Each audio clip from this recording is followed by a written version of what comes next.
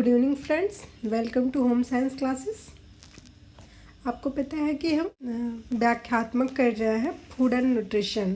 उसमें हमने विटामिन पढ़ लिया। विटामिन बी जो है उसके सब विटामिन पढ़ रहे थे हम लोग। तो उसके जो सब विटामिन हमने पढ़ा है उसमें हमने विटामिन B6 तक पढ़ लिया था, पैराडॉक्सिन तक। अब उसके आगे जो विटामिन बचे हैं वो पढ़ लेते हैं। उसके बाद कल स्टार्ट करेंगे विटामिन C। ठीक है, ये व्याख्यात्मक है। ओके, चलिए फिर स्टार्ट करते हैं। देखिए, उसके बाद आता है फोलिक अम्ल यानी कि विटामिन M। प्राप्ति का जो साधन है इसके हरी पत्तेदार सब्जियां, सोयाबीन, इष्ट फलियां आदि। ठीक है, ये सब इसके प्राप्ति के स्रोत हैं। ये जो क्या कार्य करता है, वृद्धि में सहायता करता है। विटामिन B12 के साथ मिलकर अस्थि मज्जा RBC का निर्माण करता है। हमारी अस्थि मज्जा मतलब RBC, जो हमारे रेड ब्लड सेल्स हैं उनका निर्माण करता है। ठीक है, DNA के संश्लेषण करता है। तंत्रिका तंत्र की कार्य को सुचारू रूप से संचालित करने में भी सहायता करता है। ओके, नेक्स्ट है फोलिक अम्ल के प्रकार। इस दो टाइप का होता है, टेट्राहाइड्रोफोलिक अम्ल, कंजुगेट फोलिक अम्ल, मतलब बधा हुआ एक साथ जिसे कंपाउंड कहते हैं वो। अब क्या है, विटामिन B M की कमी का प्रभाव। कैसे पता चलेगा कि हमारे शरीर में फोलिक अम्ल की कमी हो गई है? इससे एक बहुत बड़ी बीमारी होती है, भयंकर बीमारी, मेगाब्लास्टिक रक्ताल्पता। ठीक है, इसे मेगाब्लास्टिक एनीमिया कहते हैं। इसमें हीमोग्लोबिन की कमी हो जाती है। जो हीमोग्लोबिन होता है वो 100 ml ब्लड में सिर्फ 6 ml बचता है। ठीक है, तो बहुत ही भयंकर हीमोग्लोबिन की कमी होती है और हम इस मेगाब्लास्टिक रक्ताल्पता से पीड़ित हो जाते हैं। हीमोग्लोबिन की मात्रा 12 से 13 ग्राम प्रति 100 मिली रक्त में हो जाती है।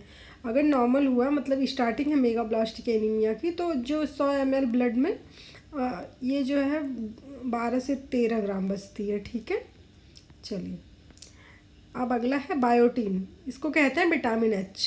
शायद आप नहीं जानते हो, सोच रहे हो मैम क्या बता रही हैं। विटामिन H कहते हैं इसको। ठीक है, इसकी प्राप्ति का स्रोत है मांस, मछली, अंडा, गेहूँ, मूंगफली, चॉकलेट, सब्जी, फल, ये सभी इसके प्राप्ति के स्रोत हैं। ठीक है, देखिए मैंने एक नोट करके लिखा है, ये जो बायोटीन है मूलतः कच्चे अंडे की सफ़ेदी में एविडीन पाया जाता है। जो कच्चा अंडा देखे होंगे आप, दूध में मिला के कच्चा अंडा पीते हैं लोग, तो उसकी जो सफ़ेदी होती है उसमें एविडीन नाम का एक पदार्थ पाया जाता है।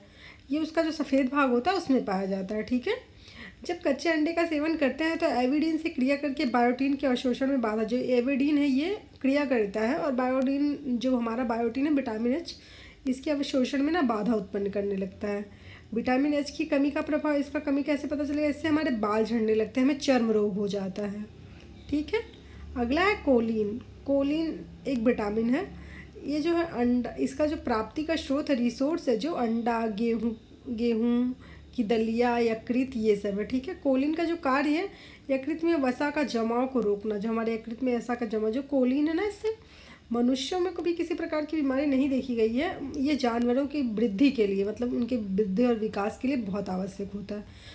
अगर इसकी कमी हो जाती है तो जानवरों का वृद्धि और विकास नहीं होता है। इसका संग्रह हमारे शरीर में नहीं होता है, मूत्र द्वारा उत्सर्जन हो जाता है। देखिए हमने लिख दिया यहाँ कि कोलिन की कमी से मनुष्यों में अभी तक कोई रोग नहीं देखा गया है। इसकी कमी से इंसानों में कोई रोग नहीं हुआ, बट जो जानवर है उनकी वृद्धि और विकास रुक जाता है। ये ज़्यादा इम्पोर्टेंट जानवरों के लिए है। ठीक है, कोलिन की कमी का प्रभाव, ये गुर्दे में रक्तस्राव होने लगता है और जानवरों की वृद्धि विकास रुक जाती है, हमने आपको बताया। अब एक लास्ट वन इसका विटामिन बचा है, विटामिन B12, जिसको कहते हैं साइनोकोबाल्मिन। ठीक है, ये दो टाइप की होती है, एक विटामिन B12A, एक साइनोकोबाल्मिन कहते हैं, हाइड्राकोबाल्मिन कहते हैं। ठीक है, ये जो दोनों है ये यकृत ऊतकों में दो प्रकार से मिलते हैं। ये दोनों यकृत और ऊतकों में दो प्रकार से मिलते हैं। ठीक है, जो हमारे यकृत होते हैं और ऊतक में, ये दो प्रकार से पाए जाते हैं। एक को कहते हैं विटामिन B12 साइनोकोबाल्मिन, एक को कहते हैं विटामिन B12A हाइड्राकोबाल्मिन। ठीक है, अब इसका जो रिसोर्स है, प्राप्ति का स्रोत क्या है? दूध, आंत की जीवाणु, हमारे जो आंत के जीवाणु होते हैं, मांस, अंडा, हरी पत्तेदार सब्जी, सभी प्रकार के प्राणिज वनस्पति पदार्थ। ठीक है, सभी में पाया जाता है। ये कार्य क्या करता है? RBC के परिपक्वता के लिए नितांत आवश्यक है। जो RBC है उसकी परिपक्वता के लिए, मतलब उसके बढ़ने की क्रिया के लिए बहुत ज़्यादा आवश्यक है। कार्बोज, वसा, प्रोटीन के चयापचय में, जो हम कार्बोज खाते हैं, वसा खाते हैं और प्रोटीन खाते हैं, उसके चयापचय में सहायक होता है। इसकी कमी से पर्नीशियस एनीमिया हो जाती है, बहुत ही फेमस है, याद रखना है इसको। इसकी कमी से पर्नीशियस एनीमिया हो जाती है। सामान्य हीमोग्लोबिन 12 से 13% प्रति ml of 100 ml of blood में पाया जाता है। 9 से 10% 100 ml ऑफ रक्त में रह जाती है। होना चाहिए 12 से 13%, ये सामान्य होता है, लेकिन रहता कितना है, 8 से 9% तक ही बचता है। ओके। आरबीसी के आकार को बढ़कर 8.2 हो जाता है, जबकि सामान्य आकार 7.3 होता है। जो आरबीसी का आकार होता है वो 7.3 ही होना चाहिए, बट ये 8.2 हो जाता है।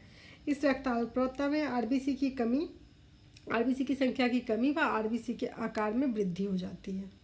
ठीक है, चलिए देखिए हमने विटामिन बी जो पढ़ रहे थे उसका सब पॉइंट कंप्लीट कर लिया है। अब अगला जो विटामिन है वो है विटामिन सी, जल में घुलनशील विटामिन। ठीक है, तो अगले वीडियो में हम उसको कंप्लीट करेंगे।